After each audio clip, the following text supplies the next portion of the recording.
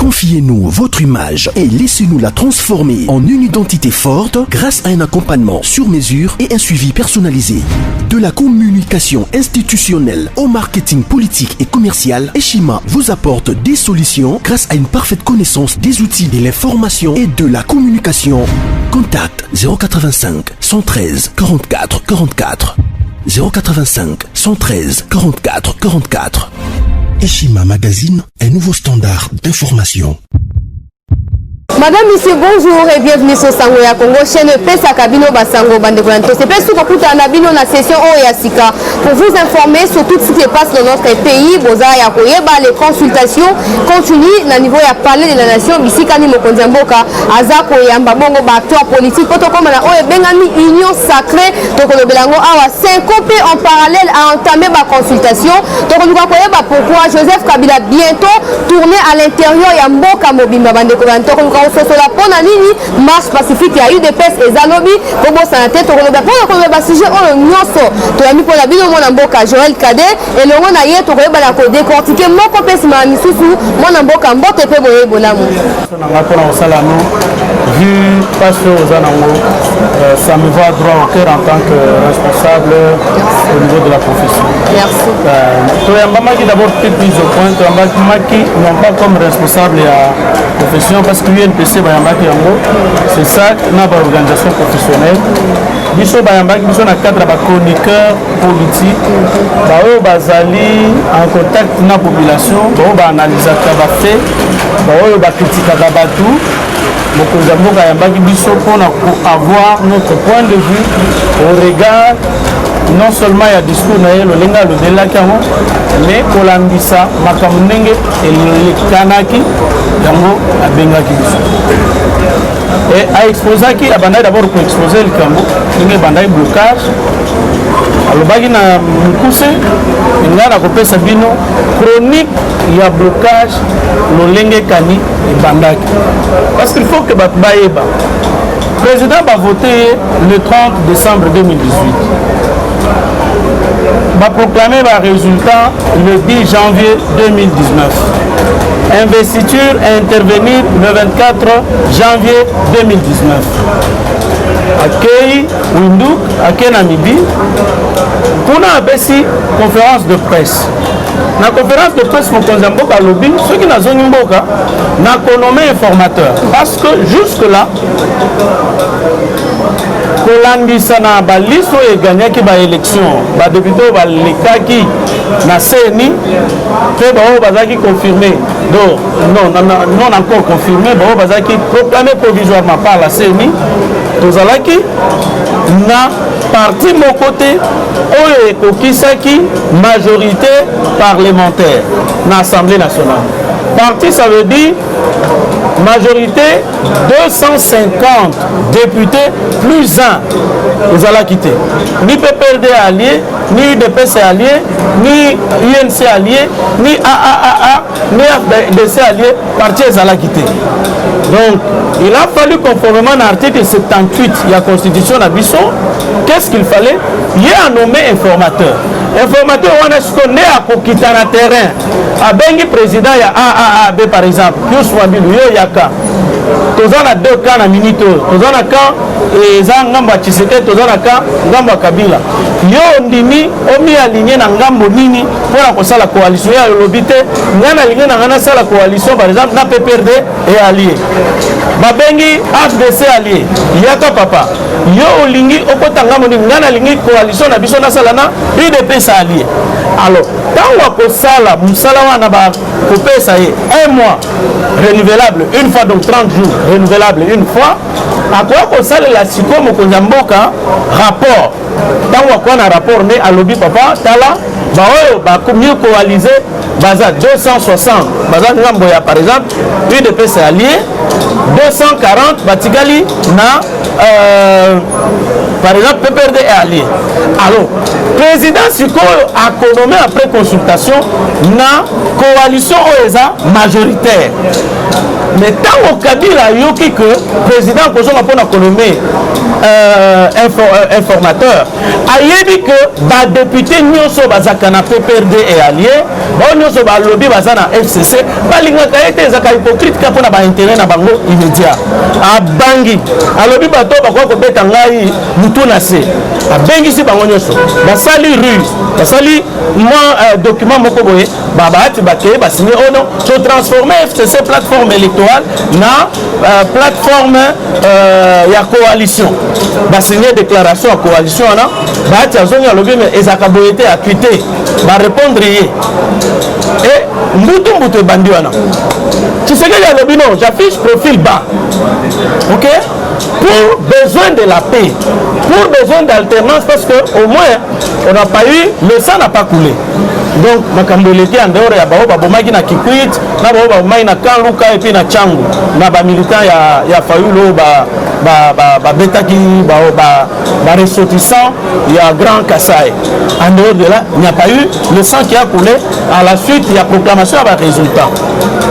Alors qu'est-ce qui va se passer? Tu sais que des bandits on peut s'engager premier ministre Kabila bandi kotindele bato baza sous sanction. Il y a Union européenne na États-Unis d'Amérique. Tu sais que d'abord, alors oui, baza sous sanction. En tout cas, pas question. Atindi Chadari, Atindi Bochab, Atindi Bakale. Tu sais que d'abord. Ce qu'on a continué à Yuma. Or Yuma aussi était sous sanction. Yuma aussi trempé dans son passé dans les malversations financières selon les rapports. Il y a une organisation non gouvernementale internationale. Tu sais que d'abord. Mais il continue de les paka à ça en lembi nevi. Il continue de pépé. Ilunga ba Sylvestre ba nommé le 20 tala ndonga toliki ici sans rien faire yango na ya caméra à salaki ce programme à 100 jours parce que sans gouvernement qu'est-ce qu'on pouvait faire tu vas été démissionnaire ne ba sali nini ba nommé le 20 mai 5 mois d'inertie 5 mois il y a président Vandi Boye moyen nommé Ezate président a nommé dans le conseil d'administration il y a SNCC puis il y a Jekami le ministre Kabila Sengina Mumba qui était ministre du portefeuille co-exécuté ordonnance Soanate Bassal une année. Deuxième élément, il y a blocage. Troisième élément, il y a blocage. Au côté là que du 20 mai jusqu'à je crois au 27 août, et pas Wapi, Mokozambo a nommé le ministre dans son gouvernement éléphantesque, 3 mois encore se sont écoulés. Sans que le travail ne se fasse avec le Premier ministre. Donc il y a 2 premiers ministres pris en charge par le trésor public. Oh, il y a un cabinet, un cabinet installé où? À l'hôtel Kempinski. Hôtel. Pouvez-vous le réaliser? Et c'est là qu'on va signer l'accord à stabilité et consort entre Mouganya et Nakabou. C'est moi, Joël Ndanga, qui devait présider d'ailleurs la conférence de presse. Général, on les condamne du second gâteau Salah. Moi, il m'avait appelé tous les 2 ans pour que je préside cette conférence de presse. Donc, si on a signé accord, on a autre gouvernement est venu. Mais pour le gouvernement et Salah, il faut ordonnance à chef de l'État portant fonctionnement, organisation, il y a gouvernement, mode et collaboration entre chef de l'État, membre du gouvernement, entre Bango et Bango. Là, l'attribution à ministère. Maman. Et le Congo, Tozeliango Kolongwa, août 2019, février 2020. C'est que le moyen à ça exact parce que tous les ministres, comme ça, la routine, donc personne ne savait pas ce qu'il doit faire réellement parce que les attributions n'étaient pas déterminées. Donc on a par exemple qu'il y a eu 2 ministères séparés, EPSP, enseignement primaire, secondaire et professionnel, Bachadal Komi, enseignement primaire, secondaire et technique, et puis comme ça, formation professionnelle et formation professionnelle, art et métier. Donc, il y avait déjà un télescopage entre ministre Balonga et ministre Ntumba John. Donc, il fallait déterminer l'attribution. Vous avez affaires sociales, vous avez ministre le ministre des Affaires sociales chargé de personnes vivant avec handicap. Vous avez par exemple encore le ministre, il y a complications. Donc, personne ne savait pas ce qu'il devait en principe faire. Et Wana et Sali, je vous dis bien 8 mois de blocage. Parce que Kabila devait proposer Faucon, c'est que d'abord il y a Tchébik Rouge. Quand on a commis en février, il a signé ordonnance. en principe il fallait qu'on permette ce que des banamsala on est banamsala babandi coup d'état constitutionnel autant moment bakenda qui faut annoncer na comment ça s'appelle na Top Congo Kabunda ya balayango et pourtant en rapport notamment il y a ordonnance portant état d'urgence au caméra vandelaki à moi continuer à la cour constitutionnelle pour que on donne l'avis conforme à la constitution caméra vandelaki to raté coup d'état constitutionnel. Je vous dis au total, je vous dis bien au total 17 coups d'état constitutionnels ou attentat à la vie de Félix Antoine Tshisekedi. Manqué. Je vous dis bien jusqu'au mois de juillet dernier. Même dernièrement ici Tshisekedi a encore échappé à la mort. Mais à l'ingé ko créer psychose yango bazo vanda ba service de renseignement de tubako vanda kana ba renseignement nyonso na ba information na ba li ko pesa ngona ba tuté. Na kata ote mo mboka bo banani ne ba lingi ba sala coup d'état. Banani. Il y a liboso mona qui avion il y a ba collaborateur ne koyaki le 9 octobre 2019 le 10 bakatakatanga ba rebelle babimi ba continue à Lubumbashi. Quelle est cette coïncidence? Quelle est cette coïncidence? Avion ba collaborateur ne koy en principe il fallait zalaye et de deux bakatakatanga ba continue le 10 na Lubumbashi. Vous voyez bien la coïncidence. C'était quoi? Ça va bomber directement de Katanga, ébullition, Katanga, tout ça. Et le pays est dans les troubles. Et Joseph Kabila est comme les sapeurs-pompiers, comme pacificateur, ordre.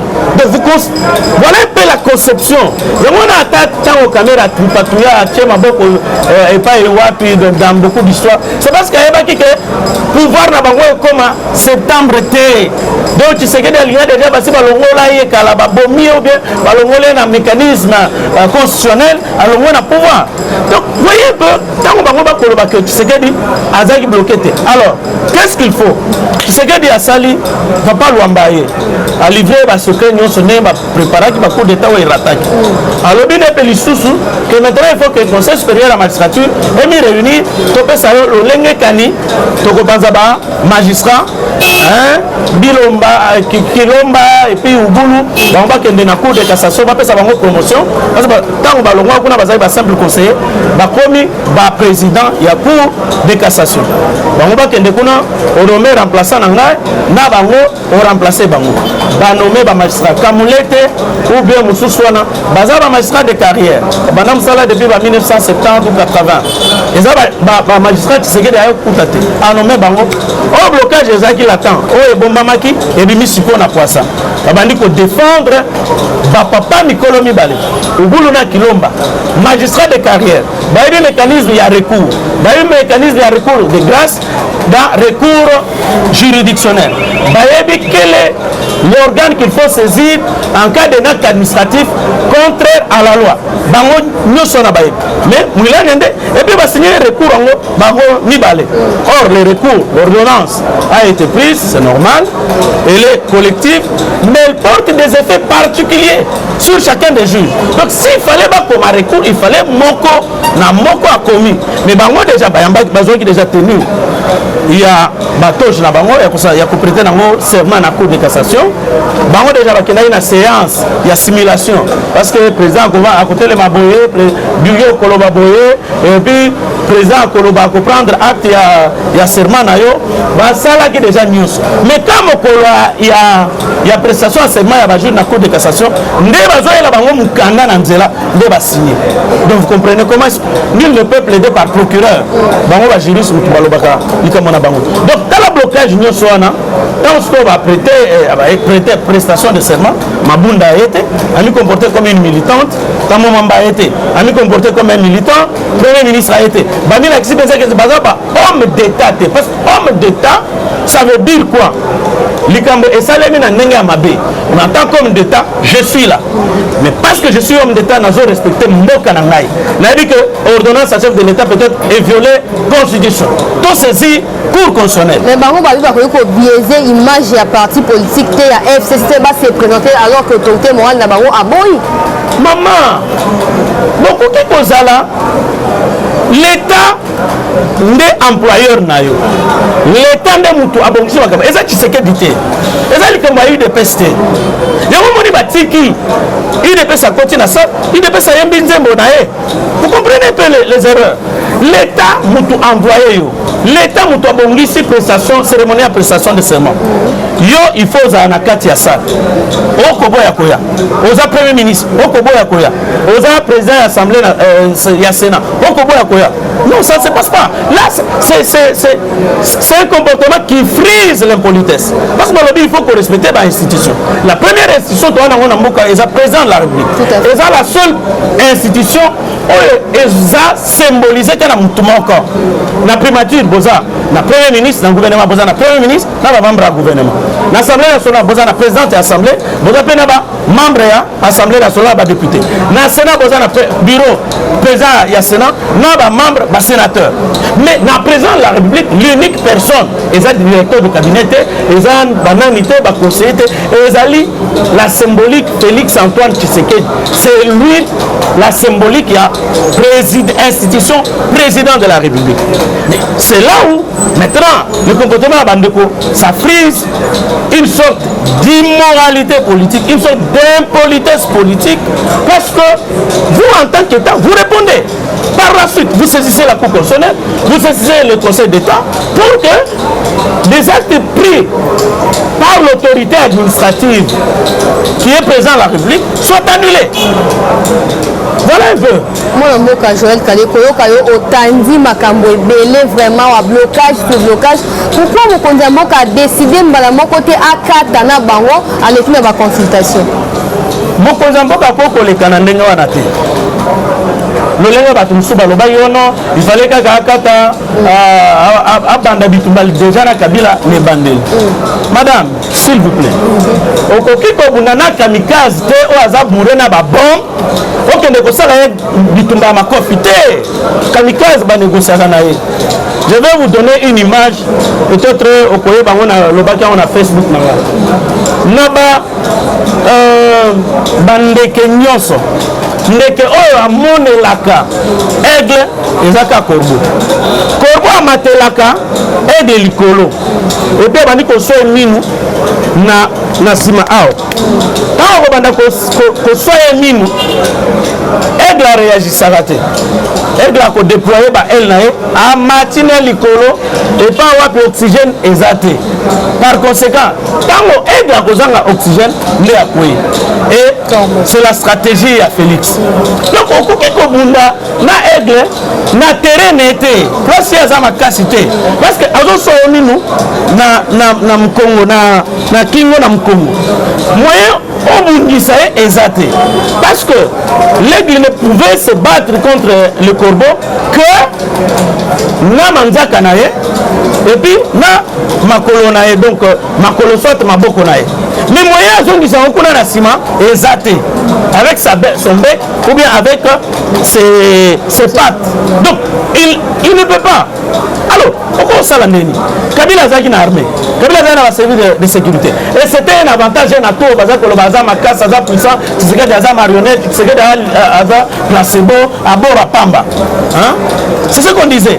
Mais comment est-ce que Tshisekedi pouvait se battre na Kabila alors banemo longwa yaza na armée John Mbiazaki tango fort azaki bao ba généraux nyonso mungo se consort bazaki ba généraux nyonso toyebi bazaka redoutable redouté bao penza boma na mboka oyo toyebi. Alors il fallait qu'on me maille na terrain, il y a diplomatie, et c'est là où nous en sommes arrivés. À que partenaire a de bonne foi. Kobuka, moyen parce que pour la Kobuka, assemblée bien qu'on dissoudre, il faudrait qu'il y ait une crise persistante. Pas crise, il n'y a pas non, il faudrait crise persistante et ça là. Actuellement, nous avons une constitution actuellement, nous avons une crise persistante. Crise persistante, c'est ça. Crise persistante, il faut Ezala entre premier ministre du gouvernement et l'Assemblée nationale. Wanande, le président pour consulter. président de l'Assemblée nationale, président du Sénat, premier ministre. Consulter veut dire prendre avis d'eux. Donc, ils ont lié consultation, ils ont lié été. Prendre avis d'eux. Ce qui a eu avis à tel, mais a déclaré dissolution. Mais dans le contexte actuel, à quoi qu'il faut dissoudre le Parlement, donc c'est ainsi que, à lobby, tout le monde est là-bas dans le Mboka. Tout le monde est là-bas pour le regroupement politique. Bah, rouler qui est pas Kabila pour ça la par ruse, pour ça la majorité coalition na nini. Tout le monde est là-bas. Tu consulter bango, na lié bisa bango likambo ezali. Blocage yango. Tout le peuple n'a pas mon passe pour accord. La loi suprême, l'intérêt supérieur, c'est la loi suprême. Il faut population ils ont mon passe. Covid koto. Électricité, courant, DG à SNL, biloko azo sala. Donc, c'est kata courant et puis balobaki na bango, bakata ma ena courant durant tout le mois de décembre pour que la population ait mis soulevé contre Tshisekedi. Tala kaka stratégie ba salaki tango bayaki na ba Rwandais, tango bayaki na 98, bakata ki courant ya Inga. Tala batungo tema mabe. Lelo tala courant ezawapi. Courant ezawapi. Moi ezobima na pompe wapi. Tala batu mitima mabe. Ministre ya finance azawana bimi sambongo pona kofuta ba soda, kofuta ba policier, kofuta ba fonctionnaire de l'état a bloqué alors bimbongo ezate. Et pourtant les 3 derniers mois inspecteur général ya finance alobi yango ba recette na biso emati.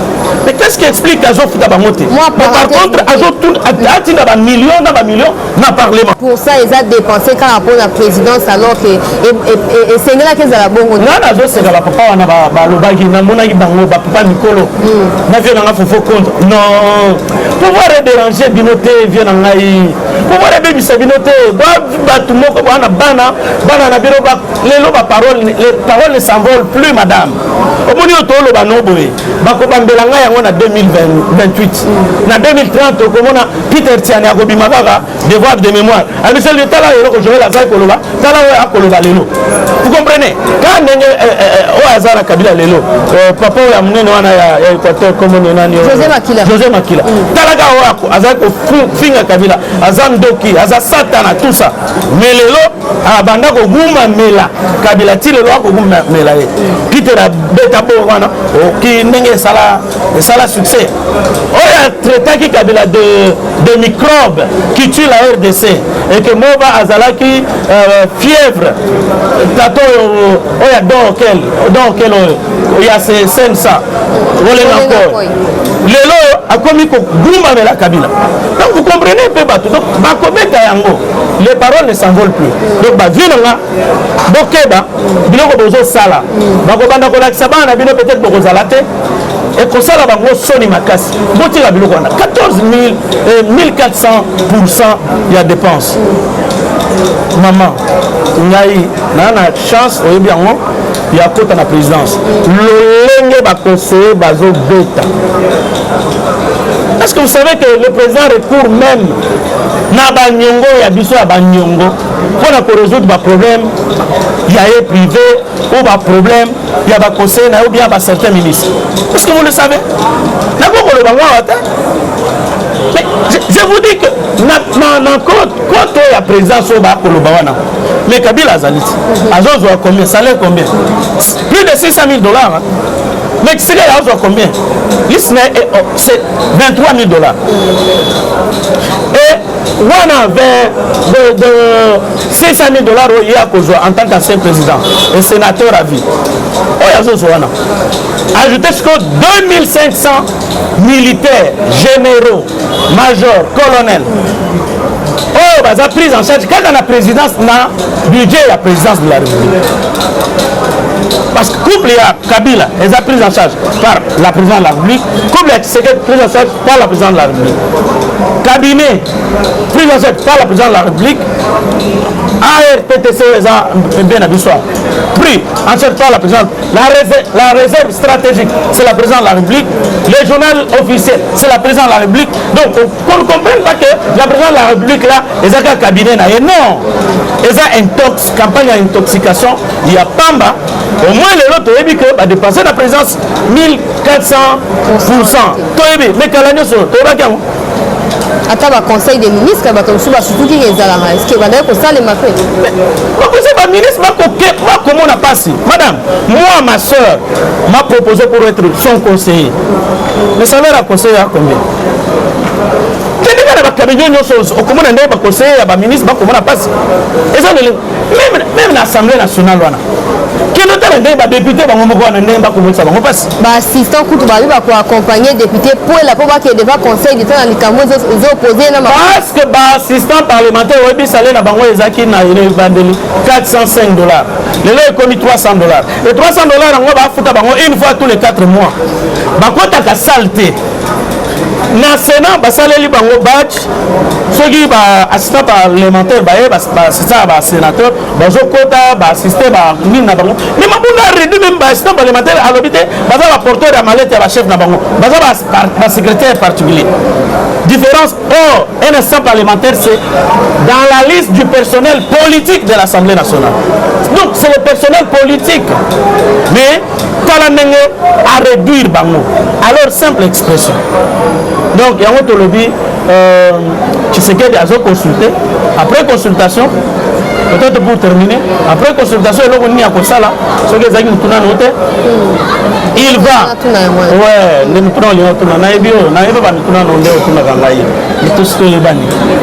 c'est qu'il dit à consulter AAA, BBB, CCC, FDC allié, n'a pas opposition, Moïse Katumbi, va instruire les députés de Bangoy ensemble, Jean-Pierre Bemba instruire les députés de la Mouka, na PP et à MLC, Basali, nouvelle majorité parlementaire. Ah bon? Et sur base de ça, tu sais qu'il y a l'économie, c'est le premier ministre, il a démissionné, celui qui a démissionné, c'est qu'il y a premier ministre, pour la vision, maman condamne le sourire à notre population. Pas tout 300 débats qu'on y retrouver parce que Baïba est belé, parce que Brada patrimoine à l'État, les lots, j'ai camine, Bateka va part est belé, Bateka va Sodimico, Bateka va Okimo, Sokimo les lots, ils ont pratiquement par terre, ils ont sous-traitant qu'on a Kati. Donc que le président de la République donne la vision et la justice étant là. Comme l'épine dorsale, il y a mandat naé. Au monde il est là, parce que le moto est silite. Grâce à nous, grâce à Bakenga, grâce à Kalwila, grâce à justice, veux-je dire. Parce que quand on a Bakangi Jamal, au monde avec quelle rapidité? Accélération. Misala ya saut de moto et qui non, il est silite. Pratiquement. Mon amboka Joël, avant de couper dans le sujet, monsieur, est actualité. Mon amboka, tant que vous avez Bembaza consulté, Katumbi a consulté, Bahati a consulté, va former une nouvelle majorité. Mabunda au Kendewap, na bateau baza kuna ba au Kendewap. Maman, on lobby Makambapuela. Makambapuela est article 139. Article 139 est lobby bouillé. Assemblée nationale et les autres dotation. Dotation on a ordonnateur principal, coordonnateur général Ezali, président de l'Assemblée nationale. Ordonnateur délégué Eza, questeur. Donc il faut signer la remise balai. Question à quoi on a besoin à exprimer le président a signé, Babimisi Mbongo na compte ya na caisse ya parlement. Mais bangoka moko mutu ba yebisaki ngai tango kabunda zalaki kuna ya komi na banque pour que dotation wana e makana signature na yemoko. Comprenez? Quand il y a mon questeur de l'eau à l'élaka, questeur et Assemblée nationale, maman wana, à l'élaka, ça a signature. Il y a encore retiré mon wana. Si on a session prochaine, session de mars, à partir dans 30 jours, à partir du délai et à ouverture, il faut que le président de l'Assemblée nationale, bureau, ait présenté rapport financier. Le lenge va gérer qui dotation wana va dépasser combien etikali combien. Alors à ce niveau-là, vous voyez combien va dépenser, combien etikali, ok. Plénière sur place et puis si bah vie. Après avis on a article 140. Bâtir en place une commission spéciale. Commission spéciale on a commandé est-ce que bon on va gérer quand bien dans une avis on va passer une plénière. Soyez mutuaïbi balandier na pénal. Mais ma bonne sala qui mini rapport d'activité. Encore continue de l'eau rapport en mot. 20 pages. Rapport d'activité c'est différent d'un rapport financier. Rapport d'activité c'est fixé à l'article 211 du règlement intérieur et Assemblée nationale. On a un rapport réseau de prendre banine. Ma motion, ma loi votée, ma loi en cours, barrière législative. Donc voilà biloko réseau. Mais ce qu'on a 20 pages, on a mis à tirer une seule page, rapport financier. Ça, ce n'est pas le rapport financier. Ça là qui est observation à premier vice-président, à Bokolanda, à Bengi, quelques groupes parlementaires, à Kabeli, $50 000, $50 000. Il faut que nous convaincre Bango que qu'on discute qui. Voilà comment on gère l'État. C'est ainsi que. Ah, attendez, il y a un élément. L'article 139, c'est la seule disposition au monde qui est assortie d'une sanction. Passer ce délai, c'est-à-dire ceux qui veulent ici 30 jours, le bureau est réputé démissionnaire. Le faux bureau est quoi? Donc, mais ce qu'on va beaucoup démissionner. Depuis la comédie, on va démissionner. Aboy, n'est-ce pas pour la Kenya, on a un conseil d'État. Le conseil d'État, il faut que le conseil d'État le 18 va rendre arrêt. Il y a qu'à constater, le conseil d'État a constaté qu'il y a des missions, il y a bureau au regard de l'article 139. Ce qui a quoi déjà, il y a une pétition à déchéance contre tous les bureaux où ils ont déjà 240 signatures au jour d'aujourd'hui. 240 signatures. On peut sauter parce qu'on a divulgué le combat battoir, moyen alité, mais moi j'en ai 240 signatures déjà ici, Zouami, pour que ceux qui ont déposé et ceux qui vont déposer en haut, conformément à l'article 31, on comprend le règlement intérieur maîtrisant. Dans l'article 31, donc il faudrait dans 72 heures, c'est-à-dire 3 jours après, Mabunda, il faut présenter en plénière. Et sur place, on ne peut pas discuter d'une question qui la concerne. Il y a Zakuna Likolo. Donc, on désigne le plus âgé, n'a deux cadets, dans l'Assemblée nationale. Donc, on va Zakuna Likolo, va juger, va décider d'échéance, sur va juger d'échéance, sur place, va mettre en place le bureau électoral, va désigner juge, qu'est-ce que je dis? Va désigner président, va voter sur le nouveau bureau. Et dans ces conditions-là, c'est qu'ils pourront avoir une présidente de l'Assemblée nationale, il aura un président ou une présidente. Tout à fait. Pour respecter l'État. Par exemple, employeur donc vous allez sur la militant à la tête de l'Assemblée nationale. Moi, il faut que pourquoi 5 ans à entamer la consultation et pas dans la politique en parallèle à Omokondiambo Kazaroussa. Ce qui se fait à opposition à Mboka, les Sénéco. Martin Fayulu a ça pesé. Parce que l'autorité morale et à Martin Fayulu les Zaki Sénéco. Et Zaki a bien choisi. C'était normal parce qu'il fallait pas justifier à Mbongo Bazouaki, il y a une multinationale européenne. Hein? Vous comprenez? Il y a un sucre le lot. Vous connaissez pas bandit consulter. Bon, ce qu'on a moni bango baké et pas Tshisekedi. Après avoir arrêté et pas Tshisekedi nous a bien ça bango. Balongo le sou on a baké c'est pas Kabila. Balongo on a baké et pas Martin Fayulu. Balongo pas Martin baké et pas il y a na. Ça là quoi pikala nyoso. Donc c'est pour ça un cheveu dans la soupe. Bali va récupérer parce que comme na bango esika balé laka na Nicolas et Tikali depuis banonant ils ont comme na bango ils ont dialogue. Mais il faut souvent moi président du Samoa là c'est bon organiser dialogue parce que bah on y retrouver et là bah on se plan na bango à Genève comment ça n'a été que Fayulu Aligna géré pendant 2 ans. tu sais que va refaire la transition donc na ndenge na bango avant les transitions ba ko ti fayulu le lenge ambongo yeso qui mbemba azate na institution aïe il faut quand même reconnaître que son frère à côté de l'institution c'est ça le combat de la Senko il n'y a pas autre chose parce que le chef de l'État consulte déjà sur base de ça il va se faire une conviction derrière moi lobaki à cause de la sur le peuple pendant que ça la rapport naïf et il a dit ceci on ne va éviter aucun cas de figure s'il a trouvé que il y a moyen et le moyen c'est quoi ça sera la requalification il y a majorité parlementaire moi mboka Joël Kadé avant to chuter na yelongo Moïse Katumbi bayambi Jean-Pierre Bemba bayambi pour na nini bayambi Martin Fayulu et puis au sala moi parallélisme entre tourner au Joseph Kabila linga entamé à l'intérieur ya mboka pour quel objectif natango mokonzi mboka zo consulter pour na koluka ba solution et ba problème ba congolais merci pour la mutuna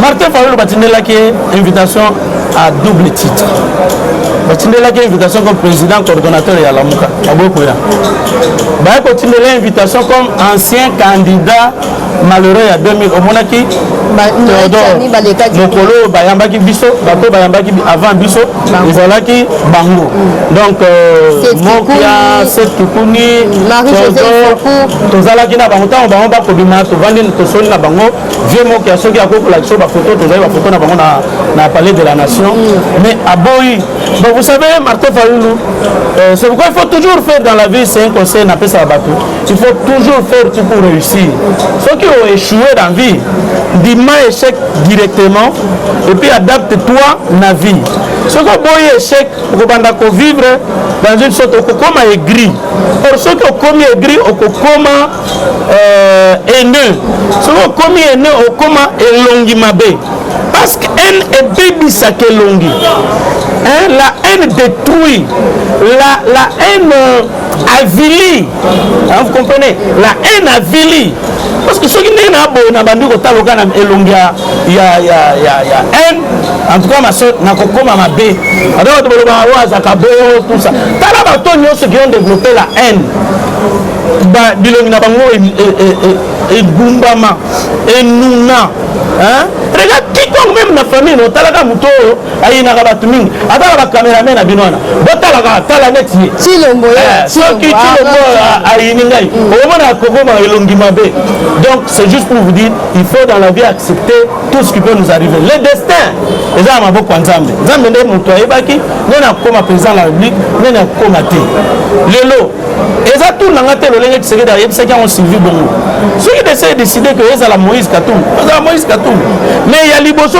priorité to nango to bengana na munguna to so la biso na biso parce que likambo yo batu peut-être ba yebango te et je peux chuter par là likambo eza likambo ya mabele likambo eza likambo ya mboka eza likambo ya minembwe eza nyonso bokomona wana te c'est lorsque Tshisekedi aboyi installation ya bourgmestre ya minembwe nde bitumbe bandi eza likambo bokomona wana eza basopoudrage eza makambo ya pamba eza likambo nde ya mabele nde ya comprendre bolanda na nini na oyo alobaki na Sylvie Bongo tobengana nanu banguna tobengana nanu banguna ntango tokotikala biso na biso tokolobana yango moni ata nde mwana nsemi bayambi ye omoni mama Denise oyo mone mwana nsemi azali kotraite ya rwandaise akei epai asurprendre nde mwana nsemi epai na ye na ndako na ye donc vous comprenez que likambo na biso eza nanu biso bakongolais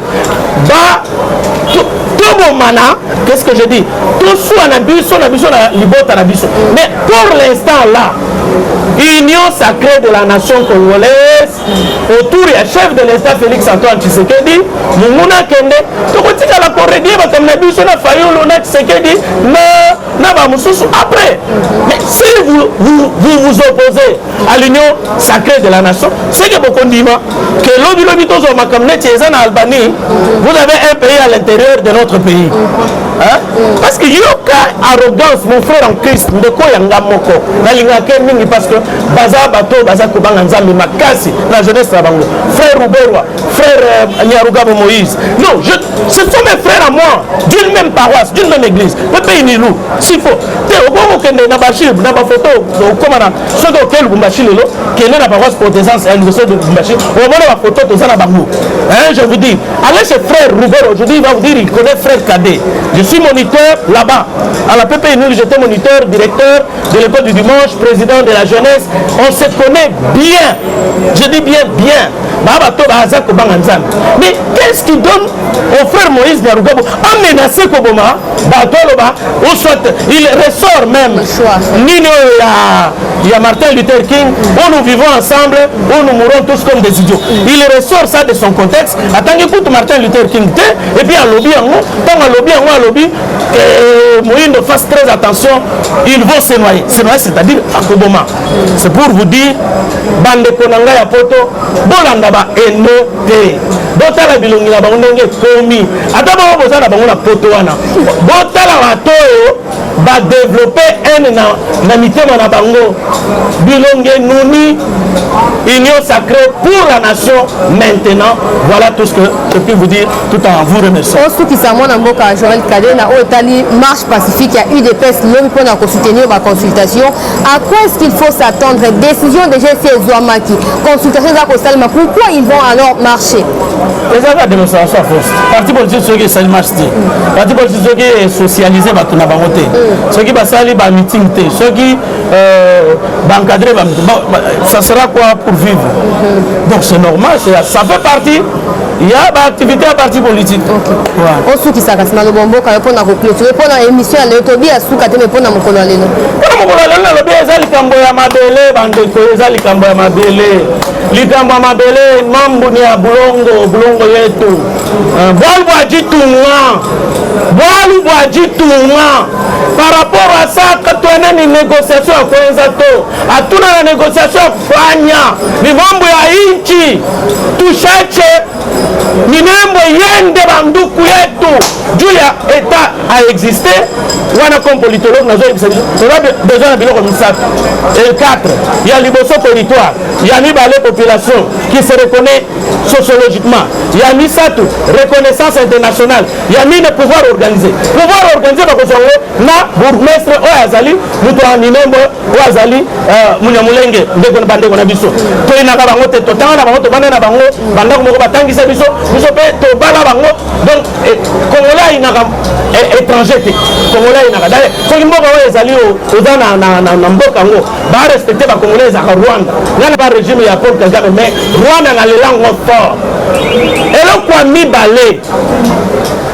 bakozwa bazwa population yango moko e bakosala mpo bazala ba majoritaire kuna ya misatu reconnaissance internationale ekoya mbangu parce boyebike bitumba ebandaki na 96 ezalaki kaka mpo kone un état tampon lo ekoye rapidement na États-Unis aza nsima na Grande-Bretagne ya minei eza pouvoir organiser bakozala nango territoire, population, pouvoir établi et reconnaissance internationale, ça sera un état.